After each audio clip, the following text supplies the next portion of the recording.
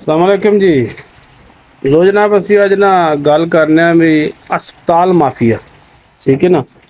ਖਾਸ ਕਰਕੇ ਜਿਹੜੀਆਂ ਜਨਾਬ ਮੇਰੀ ਨਵੀਆਂ ਯੰਗ ਜਨਾਬ ਮੇਰੀ ਲੜਕੀਆਂ ਯੂਨੀਵਰਸਿਟੀਆਂ ਜੋ ਪੜ੍ਹ ਕੇ ਆਉਂਦੀਆਂ ਨੇ ਨਾ, ਇਹਨਾਂ ਦੇ ਬਾਰੇ 'ਚ ਜਨਾਬ ਮੇਰੀ ਤੁਹਾਡੇ ਨਾਲ ਅੱਜ ਗੱਲਬਾਤ ਕਰਾਂਗੇ ਕਿ ਵੀ ਇਹਨਾਂ ਦੇ ਸਭ ਤੋਂ ਪਹਿਲਾਂ ਤਾਂ ਇਹਨਾਂ ਦਾ ਰਵੱਈਆ ਹੀ ਇਨਸਾਨਾਂ ਵਾਲਾ ਕੋਈ ਨਹੀਂ ਹੁੰਦਾ ਕਿ ਵੀ ਇਹ ਕਿਸੇ ਇੱਕ ਗਰੀਬ ਆਦਮੀ ਨਾਲ ਤਾਮਨ ਕਰ ਸਕਣ ਜਾਂ ਉਹਦੇ ਨਾਲ ਜਨਾਬ ਮੇਰੀ ਅੱਛੇ ਲਹਿਜੇ ਨਾਲ ਗੱਲ ਕਰ ਸਕਣ।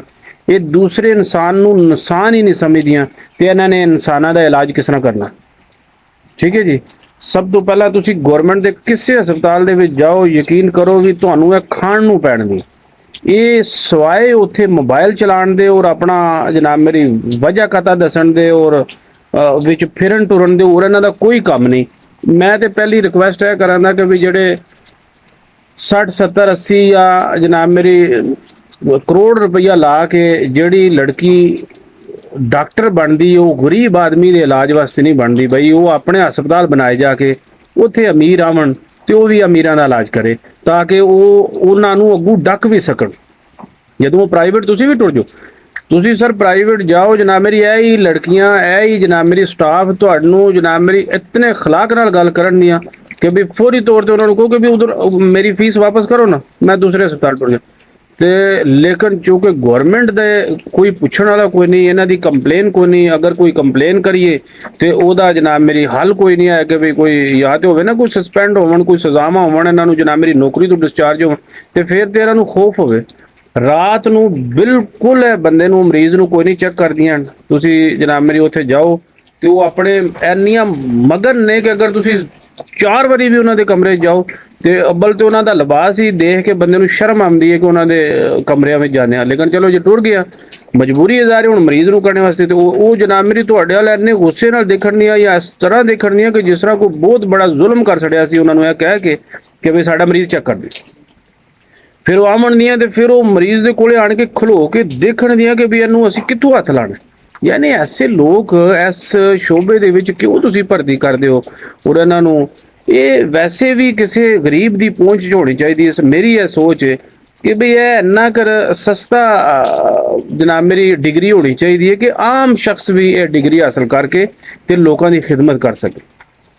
ਤੇ ਵਗਰਨਾ ਜੇ ਅਗਰ ਤੁਸੀਂ ਐਸੇ ਤਰ੍ਹਾਂ ਰੱਖਿਆ ਤੇ ਸਮਝ ਲਓ ਗਵਰਨਮੈਂਟ ਨੂੰ ਐਸੇ ਵਾਸਤੇ ਤੇ ਲੋਕ ਤਰਜੀਹ ਨਹੀਂ ਦਿੰਦੇ ਕਿ ਪ੍ਰਾਈਵੇਟ ਜਾਂਦੇ ਨੇ। ਔਰ ਪ੍ਰਾਈਵੇਟ ਜਿਹੜੀ ਕੰਡੀਸ਼ਨ ਹੁੰਦੀ ਹੈ ਉਹ ਬੰਦੇ ਨੂੰ ਵੱਢ ਟੋਕੇ ਉਹ ਪਹਿਲਾਂ ਕਹਿੰਦੇ ਨੇ ਫੀਸ ਜਮ੍ਹਾਂ ਕਰਾਓ, ਦੂਸਰੇ ਨੰਬਰ ਤੇ ਕਹਿੰਦੇ ਨੇ ਇੱਥੇ ਸਾਈਨ ਕਰੋ। ਨਾ ਅਸੀਂ ਤੁਹਾਡੇ ਜੀਣ ਨਾਲ ਤੁਹਾਡੀ ਸਾਡੀ ਜ਼ਿੰਮੇਵਾਰੀ ਨਾ ਮਰਨ ਨਾਲ, ਲੇਕਿਨ ਪੇਮੈਂਟ ਇੱਥੇ ਕਰ ਦਿਓ ਤੇ ਪੇਮੈਂਟ ਕਰਨ ਤੋਂ ਬਾਅਦ ਫਿਰ ਉਹਨਾਂ ਦੀ ਕੋਈ ਜ਼ਿੰਮੇਵਾਰੀ ਨਹੀਂ ਹੁੰਦੀ ਕਿ ਤੁਹਾਨੂੰ ਅੱਗੇ ਜਾ ਕੇ ਕੀ ਕਰਦੇ।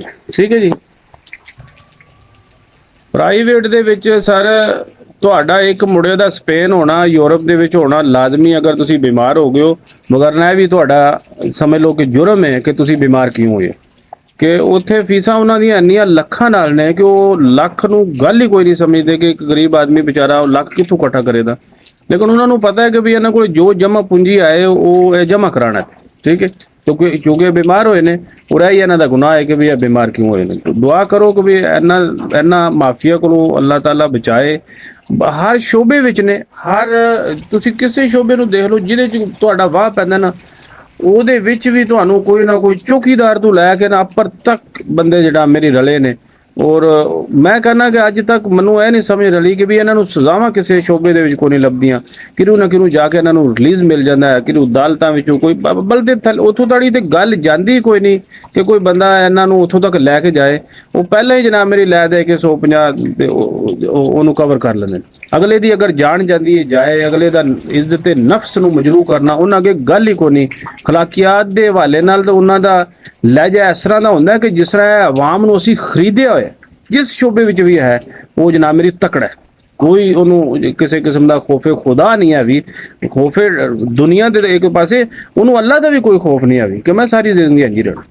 ਤੇ ਦੁਆ ਕਰੋ ਅੱਲਾਹ ਤਾਲਾ ਜਨਾਬ ਮੇਰੀ ਹਰ ਸ਼ੋਬੇ ਤੋਂ ਹੀ ਬਚਾਏ। ਮੈਂ ਤੇ ਇਹ ਦੁਆ ਕਰਨਾ ਕਿਸੇ ਸ਼ੋਬੇ ਨਾਲ ਵਾਹ ਨਾ ਪਵੇ, ਅੱਲਾਹ ਤਾਲਾ ਆਪਣੇ ਹਿਫਜ਼ੇ ਈਮਾਨ 'ਚ ਰੱਖੇ। ਠੀਕ ਹੈ ਜੀ।